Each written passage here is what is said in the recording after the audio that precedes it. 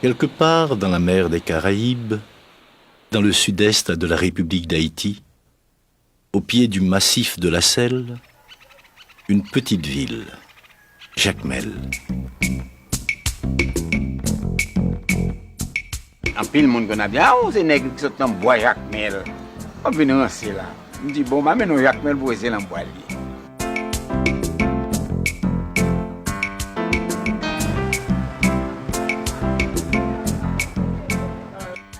Comme je connaissais déjà presque tous les pays de l'Europe, j'ai commencé aux États-Unis, je suis entré au Mexique, j'ai fait les îles, j'ai rencontré un Suisse qui m'a dit « Tu ne connais pas Jacmel ?»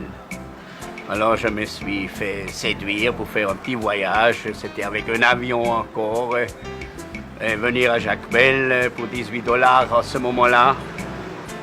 Et quand j'ai vu ces plages, ces gens, cet accueil, j'ai dit « Je reste au moins 3 semaines ». Eh bien, c'est comme ça que je suis resté maintenant 25 ans. Quand on regarde au bas de la montagne, comment Jacmel est situé sur la baie, il y a un attrait particulier pour un artiste.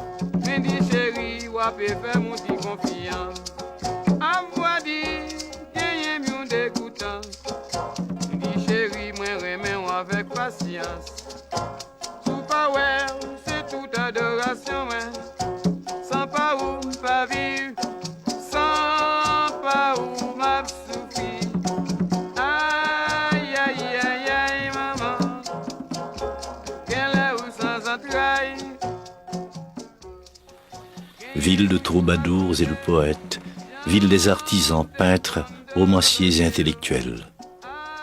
Mais ville qui joua aussi un rôle important dans l'histoire haïtienne et panaméricaine. Cette région se serait appelée autrefois Yakimel, nom que lui auraient, semble-t-il, donné les premiers habitants d'Haïti, ce que Colomb, voyant découvrir l'Inde en abordant l'île haïtienne, avait pris pour des Indiens. Ce n'est que plus tard, plus précisément en 1698, durant la colonisation française qui succéda à celle de l'Espagne, que cette région fut rebaptisée Jacmel. Mais que reste-t-il de ce passé, à part ces histoires légendaires que nous racontent encore aujourd'hui les vieillards?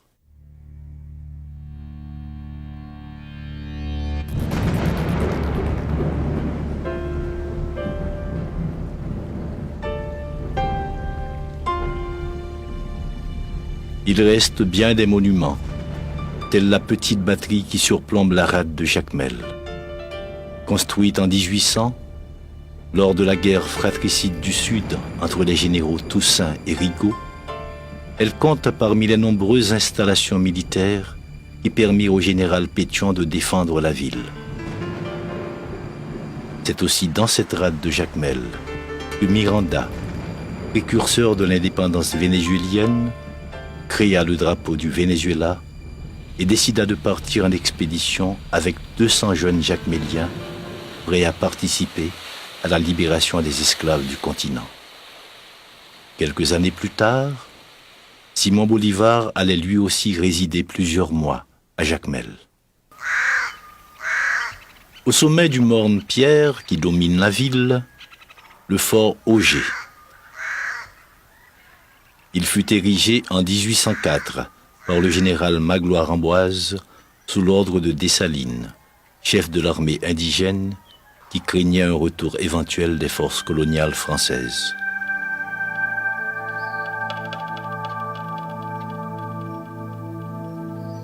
À l'abri de ce fort, les ombres du passé veillent encore, racontent les vieillards.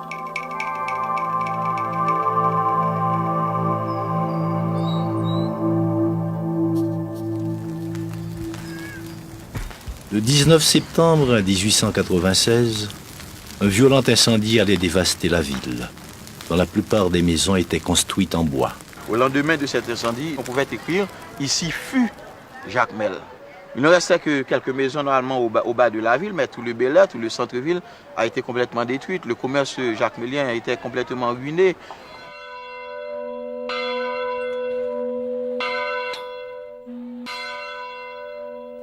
Cependant, cette ville a été bien vite reconstruite. Des bâtiments comme l'église, ravagés par le feu, ont été restaurés. Et au bas de la ville, on assiste à l'implantation de maisons préfabriquées, à l'épreuve du feu. Plusieurs citadins, enrichis par le commerce qui florissait entre Jacmel et l'Europe, importaient leurs maisons directement de France. Ici, il a fallu importer la structure métallique et, les mosaïques et tout le reste.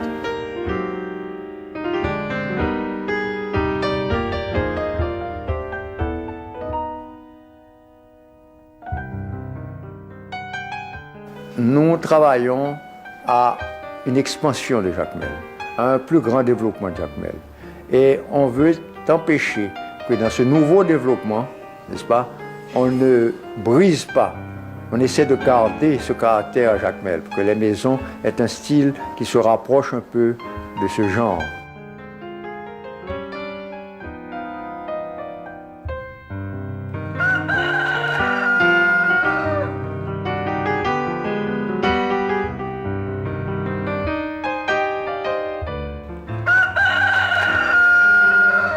Entre 1880, par là, 1860, on était très florissant à Jacmel.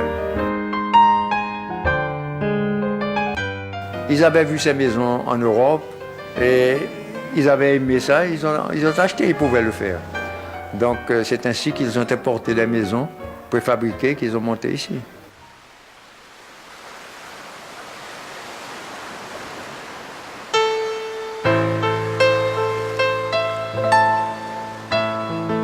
Telle opération n'aurait pas été possible sans le café, qui constituait la principale denrée d'exportation de Jacmel, sa richesse. La production et la commercialisation du café donnaient tout son rythme à la ville. Jacmel a été à partir de 1850 le seul port ouvert au commerce extérieur, le seul port reliant et Haïti et l'Europe. Tout le commerce du pays se faisait à partir de Jacmel. Entre 1925 et 1930, n'est-ce pas, Jacmel exportait quand même pas mal de café. Il y avait beaucoup de maisons de commerce. Ça, c'était le bureau du propriétaire et ça, c'était le bureau de notre employé. Il y a de l'autre côté, il y avait les peseurs qui se tenaient là-bas, le chef de la salle de triage qui contrôlait les trieuses, puisque le triage se faisait à la main, voyez-vous. Mais autrefois, ce n'était pas seulement le café qu'on achetait ici. Il y avait d'autres denrées, il y avait l'écorce d'orange, les écorces d'orange en pelure, en cas ou en ruban, qu'on achetait directement du paysan, du spéculateur ou du paysan. Il y avait encore le safran qu'on appelle le turmérique, qu'on exportait beaucoup aussi. Et puis il y avait la cire d'abeille, qu'on achetait aussi parce qu'on faisait l'exportation sur grande échelle ici. En général à Jacmel, parce que les exportations étaient très variées dans la région. D'accord. Et puis il y avait des lignes de navigation qui desservaient. À cette époque-là, il y avait 7 lignes de navigation. Donc le commerce était assez florissant. Donc le samedi, il y avait beaucoup d'affluence ici. Le paysan venait directement vendre son café ici au magasin. Donc il trouvait beaucoup plus d'avantages. Après une baisse de la production caféière due en grande partie au déboisement et aux fluctuations économiques, la région connaît aujourd'hui un nouvel essor. Des techniques modernes de traitement sont mises en place pour la production du fameux Ichanblo.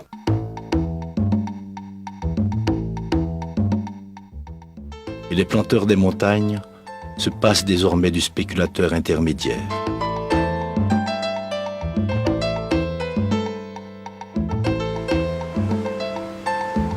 Le café séché continue néanmoins d'occuper une place importante dans l'économie de la région. Les sacs de café qui arrivent fort souvent par la mer sont transportés sur ces embarcations frêles et colorées nommées corallins. Ils sont ensuite acheminés chez des exportateurs groupés à la rue du commerce, tout près du bord de mer. Et là, on procède à la pesée dans les vieilles balances, les mêmes qu'autrefois. Cohabitation têtue du passé et du présent, diraient ces vieillards.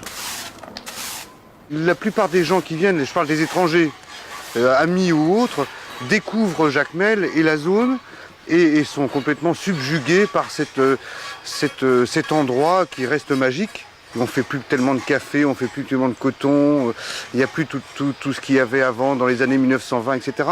Mais Jacmel a gardé tout ça, ça reste dans les murs, quoi. Ça reste, on le sent, comme s'il y avait encore des fantômes là, qui étaient là et qui sont présents tout le temps. C'est assez curieux comme endroit. C'est vraiment un endroit tout à fait particulier. Les Jacméliens s'enorgueillissent de ne pas rejeter le passé. Enfants, jeunes et vieux se côtoient sur les lieux de travail.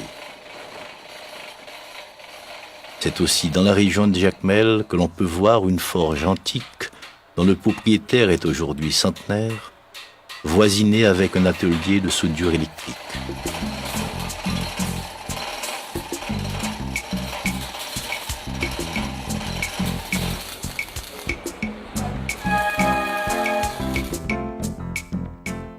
Passé et présent, l'ancien et le nouveau font ici bon ménage.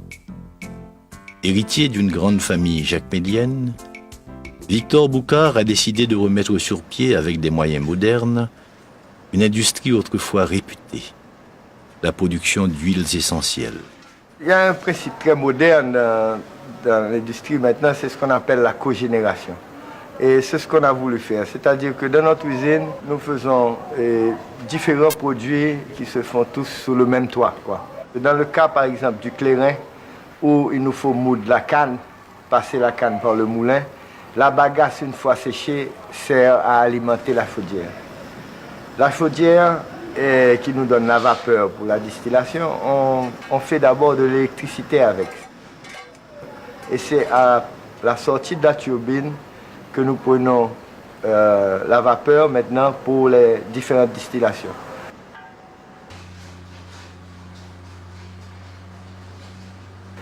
Et nous faisons le bois de santal, qui s'appelle ici le bois chandelle. Et nous faisons d'autres choses comme du sirop de canne aussi. Et plus tard, on peut ajouter, c'est ça la beauté de la chose, que tout autour de l'usine, on peut avoir toutes sortes de petites manufactures.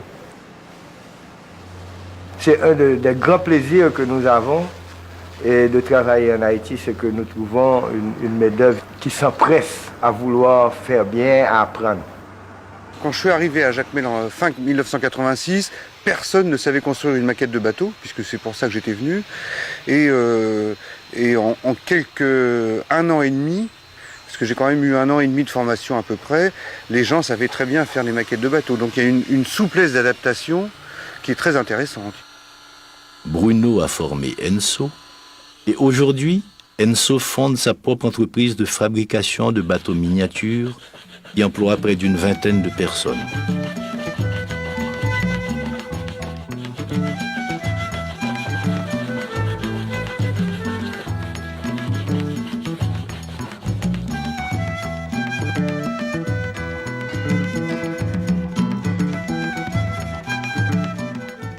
Les techniques apprises par les artisans se développent et s'enrichissent à la lumière de leur propre expérience et de leur imagination.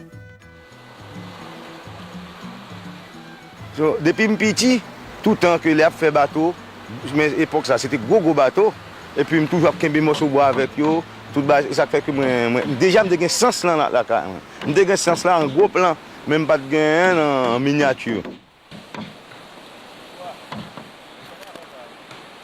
Grand moun yo k'ap vini kounya là, k'ap mande m'explication, moi même tout mal côté tout mande explication tout.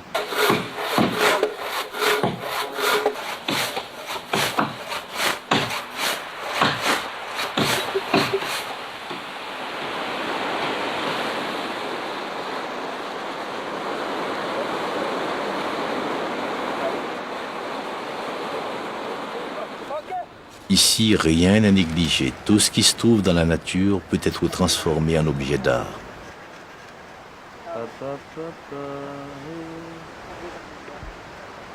Dans l'atelier de Michel Douxy, on utilise l'écorce de cocotier pour fabriquer lampes et abat-jours. Non, pas tellement qu'on utilisait l'avant. Non, lampe. Nous avons commencé d'abord par exploiter tâches pour nous faire masse, nous faire quelques abat-jours avec tout, mais applique mural. Et puis on leur comme ça, nous commençons par appliquer sur quelques calebasses, donc ça, pour faire des expressions. Et puis nous pensons tout capable de marcher. Nous commençons à entreprendre en production lampe calebasse combinée avec cuir pour faire bordure, mais avec tamis coco.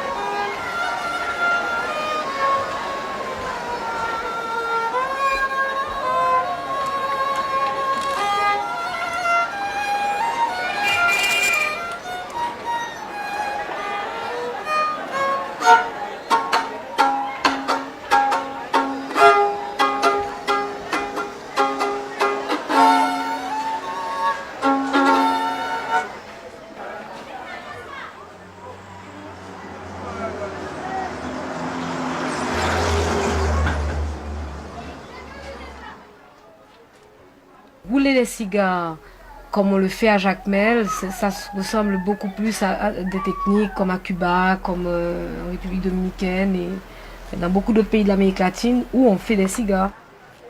Mais je pense que c'est à Jacmel qu'ils ont vraiment commencé à le faire de façon plus professionnelle.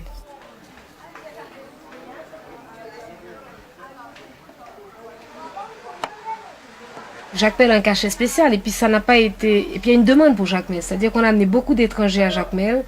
On a amené des étrangers un petit peu partout à travers le pays. Et quand ils ont vu Jacmel, ils ont vu la place, la grande place là où tu as la pension Alexandra, où tu as toute cette maison, toutes ces anciennes halles où on faisait du café. C'est-à-dire qu'ils ont senti qu'il y a quelque chose dans cette ville. Si on la remet en condition, on peut vraiment avoir une petite ville comme on les voyait autrefois dans la Caraïbe. C'est une ville qui a su préserver ses traditions. Le sorbet, communément appelé crème sobtier, se prépare encore aujourd'hui dans les rues. Jacmel est un vaste atelier. Les artisans sont partout. Et c'est de leurs mains que sortiront les masques du carnaval célébrés ici depuis des décennies.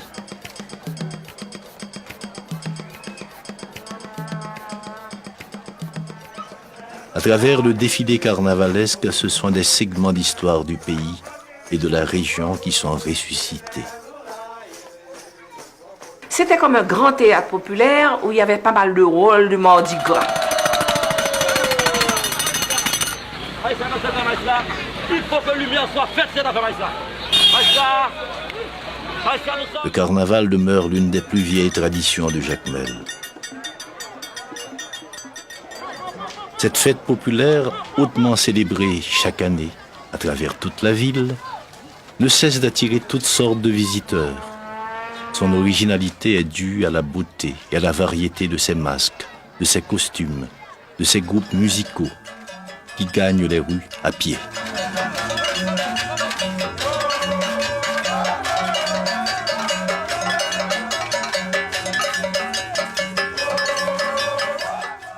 Et ce carnaval bat son plein 3 jours, 3 nuits, jusqu'à l'épuisement des corps, jusqu'aux cendres du mercredi matin.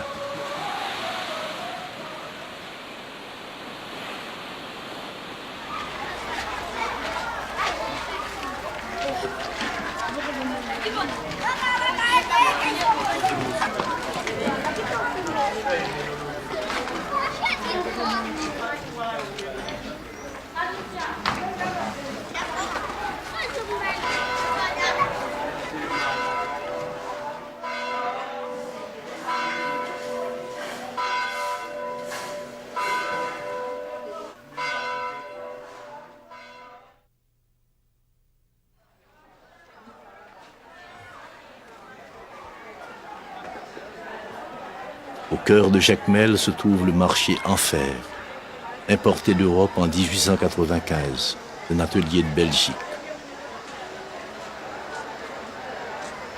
Quoique très ancien, Ce marché accueille encore chaque jour des centaines de petits commerçants qui viennent y étaler des produits de toutes sortes.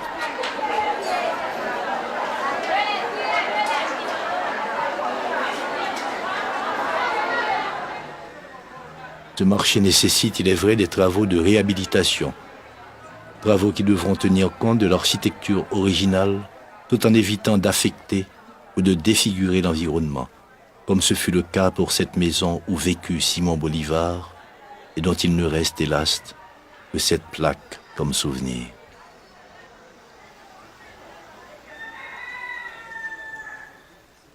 Ça serait dommage qu'on laisse encadrer par des constructions en béton tous ces bâtiments d'époque qui constituent non seulement la mémoire de cette ville, mais aussi l'une de ses sources d'inspiration.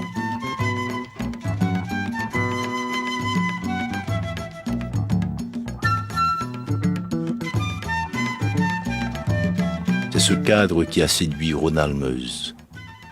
Peintre et sculpteur d'avant-garde, Ronald s'est établi depuis 4 ans à Jacmel, ville qui répond mieux à son humeur et où il poursuit inlassablement sa quête de formes et de couleurs.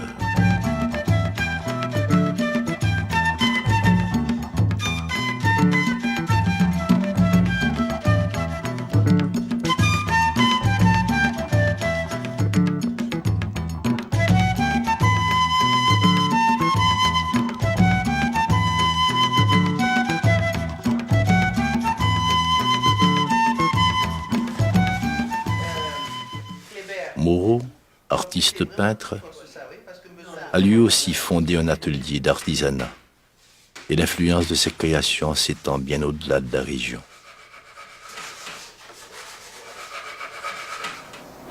Chaque 2 semaines, je crée quelque chose de nouveau. Parfois, je crée quelque chose qui est rapport avec l'ancien, donc j'améliore la gamme. Mais parfois, je sors complètement des gammes. J'ai commencé, c'est vrai, avec les perroquets. Après ça, nous avons introduit les fleurs. Les fleurs sont en grande demande maintenant. Nous avons introduit les fruits, les légumes. Ça marche très bien. Et maintenant, nous sommes en train de rentrer dans l'architecture haïtienne. Et j'ai fait une fenêtre, un miroir de fenêtre, basé sur la fenêtre du manoir Alexandra. Ça a eu un succès extraordinaire. On a fait des petites fenêtres. Construit après l'incendie, le manoir Alexandra est l'une des plus vieilles maisons de la ville. Situé sur la place, il domine toute la baie. Delorme Simonis, né, dit-on, à la fin du XIXe siècle, est peut-être, ou sans nul doute, plus vieux que le manoir Alexandra. Normalement, c'est eux-mêmes qui comme plus grand, qui vient dans Jacmel là. Mais qu'on y a qui? Pas me plus vieux, non. Ouais. Ça plus vieux. Mourir. Mourir. Oui, Parmi les vieux monuments, il y a aussi l'ancienne usine hydroélectrique, construite par Adrien Boucard père. Cette usine a fonctionné jusqu'en 1976, date à laquelle elle fut remplacée par une usine d'État plus moderne.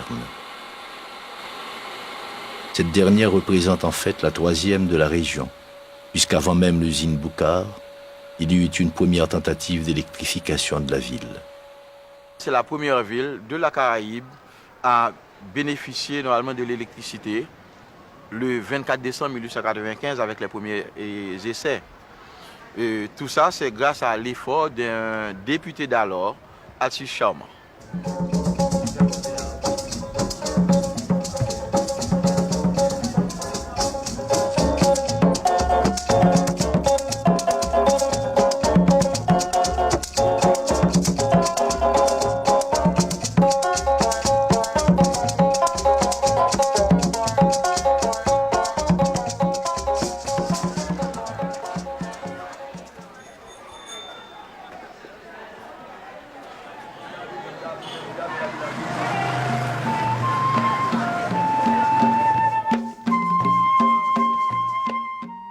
Cette ville, pour ce qu'elle fut et pour ce qu'elle est encore, a donné naissance à une autre, la ville imaginaire de Préfète Dufaux.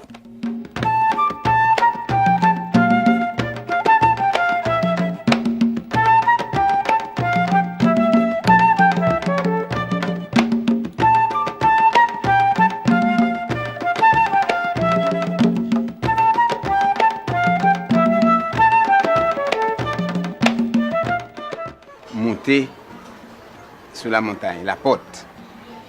Et tant que la porte m'a dominé la ville là très bien. Et puis je prends un morceau de papier, crayon, et puis je trace la ville de Jacmel. Même faire dans le sens pas. Quoique c'est une ville qui est déjà belle déjà, mais mettez plus de bagailles toujours. Tout tableau me fait toutes ces villes imaginaires mais qui ont un ressemblant à la ville de Jacmel. Quelque part, dans la mer des Caraïbes, au fond d'une baie somptueuse, une petite ville où le passé et le présent se côtoient harmonieusement. Jacmel.